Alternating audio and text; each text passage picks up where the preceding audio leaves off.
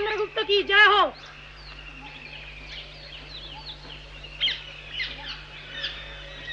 इसका अपराध क्या है? इसने पर्णहट के नागरिकों पर आक्रमण कर उन्हें लूटने का प्रयास किया है। नागरिक, क्या तुम्हें अपना अपराध स्वीकार है? मैं निर्दोष हूँ महाराज। झूठ मत बोलो नागरिक। यदि किसी पर भी अन्याय हुआ तो पाप का भागी मैं होऊंगा। महाराज, मुझे क्षमा कर दे, क्षमा कर दे। नागरिक, प्रजा के जीवन व संपत्ति की रक्षा करना मेरा प्रथम कर्तव्य है, अतः तुम्हें क्षमा नहीं किया जा सकता। मंत्रीवर, ये 1 मास के लिए कारावास में डाल दिया जाए। पर राजन, ये मगध का नहीं अपितु मालव जनपद का नागरिक है, अतः इसे और कड़ा दंड दिया जाए। मंत्रीवर, अपनी मर्यादा को भंग मत करो। मेरे राज्य में कोई मगध, कोई मालव, कोई विच्छी, कोई पांचाल नहीं, कोई कुरु, कोई लिच्छवी नहीं। मेरे साम्राज्य में जनपदों की सीमाएं मानव को बांट नहीं सकती, धर्म की व्यवस्था मानव को काट नहीं सकती। मेरी दृष्टि में सभी एक हैं, सभी भारतीय हैं। याद रहे भविष्य में पुनः अलगाव की प्रवृत्ति को पोषण करने वाली बातों को न्यायालय में पुनः न उठाया जाए। आज की सभा यहीं विसर्जित होती है। सम्राट की जय हो।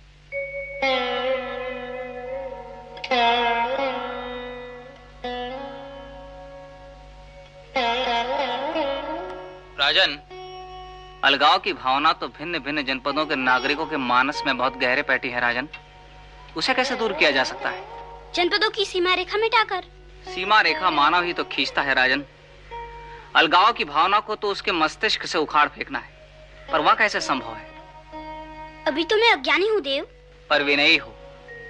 क्या नाम है तुम्हारा? चंद्रगुप्त। और तुम्हारे आचार्य का?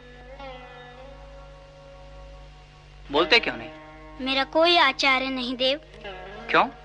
सभी कहते हैं मैं हीन कुल का हूँ, गाय बकरियां चराता हूँ ना। मैं पढ़ना चाहता था, पर सभी ने मुझे धुतकार दिया, अपने द्वार पर खड़ा तक रहने नहीं दिया। मैंने उनसे बहुत कहा कि मैं उनके द्वार दूर बैठ के ही पाठों को सुनूंगा, पर हर जगह मुझे अपमान ही मिला। मैं इतिहास की पुनरावृत्ति नहीं होने दूंगा एकलव्य। चंद्रगुप्त, तू अपने साथ बहुत सारी संभावनाएं लाया है, मैं उन संभावनाओं को नष्ट नहीं होने दूंगा। आज से तेरा आचार्य मैं हूं। कल तेरा द्वितीय जन्म होगा चंद्रगुप्त।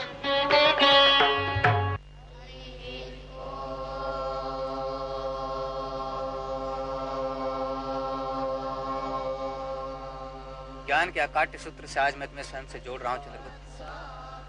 आज से मेरे ज्ञान व अनुभव से तुम पल्लवित होगे। आज तुम्हारे हाथों यह दंड थमा रहा हूं। इसी दंड से तुम्हें शास्त्रों व जीवन मूल्यों की रक्षा करनी है। मैं अपने व्रत व कर्तव्य निर्वाह के लिए वचनबद्ध हूं आचार्य। तो उठो चंद्रगुप्त, उत्तिष्ठ भारतः।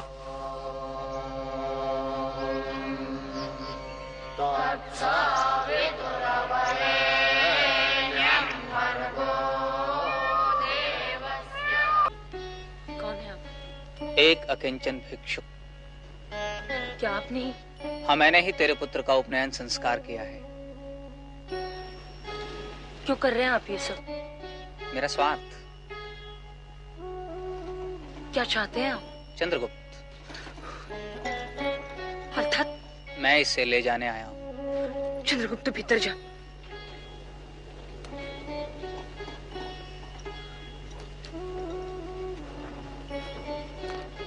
मैं इसे तक्षशिला ले जा रहा हूँ। इसके संबंध में निर्णय करने का अधिकार मेरा है। मैं इसकी माँ हूँ। और मैं इसका आचार्य हूँ। मैं इसे अपने गर्भ में धारण कर चुका हूँ। मेरी वेदना को समझ। तूने एक संभावना को जन्म दिया है, मैं उसे संभव बनाना चाहता हूँ। तूने एक स्वप्न को जन्म दिया है, मैं उसे साकार करना चाहता हूँ। तू माँ है, तुझे अपने पुत्र का विचार करना है। मैं एक शिक्षक हूँ, मुझे इस समाज और राष्ट्र का विचार करना है। इसलिए मेरे स्वार्थ के समक्ष तेरा स्वार्थ गौण है। पर मेरे पुत्र का आपके स्वार्थ से क्या संबंध? संबंध है। मैं तेरे पुत्र के भीतर व्याप्त सुप्त चेतनाओं को जागृत करना चाहता हूँ, और वह जागृत चेतना एक दिवस पूरे राष्ट्र को जागृत करेगी।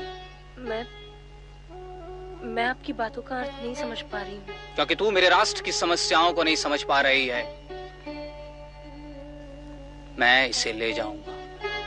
ये संभव नहीं है। मैं उसे पुकारूंगा तो भी तू उसे रोक नहीं पाएगी।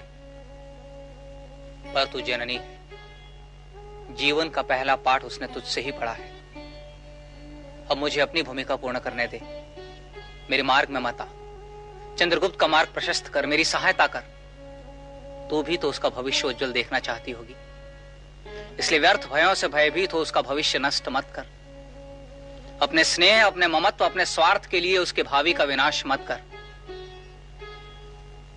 मैं जानता हूं कि अक्षर ज्ञान तो वह यहां भी पा सकता है, पर अक्षय ज्ञान का स्रोत तो मनुष्यों की भूमि तक्षशिला ही है। मैं तुझे तेरे पुत्र के योग क्षेम का वचन देता हूं कि जब तक्षशिला से पुनः पाटलिपुत्र आएगा तो तेरे, मेरे और इस समाज के सपनों को पूरा करने का सामर्थ्य उसमें होगा। विचार कर। मैं असहाय थी चंद्रगुप्त, हो सके तो मुझे क्षमा करना। माँ, मातुल के अपराध के लिए मैं तुझे दोषी नहीं समझता। जा, तेरे आचार्य तेरी प्रतीक्षा कर रहे हैं।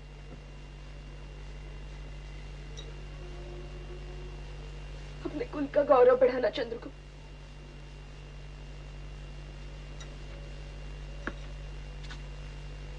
मातुल, मैं जा रहा हूँ।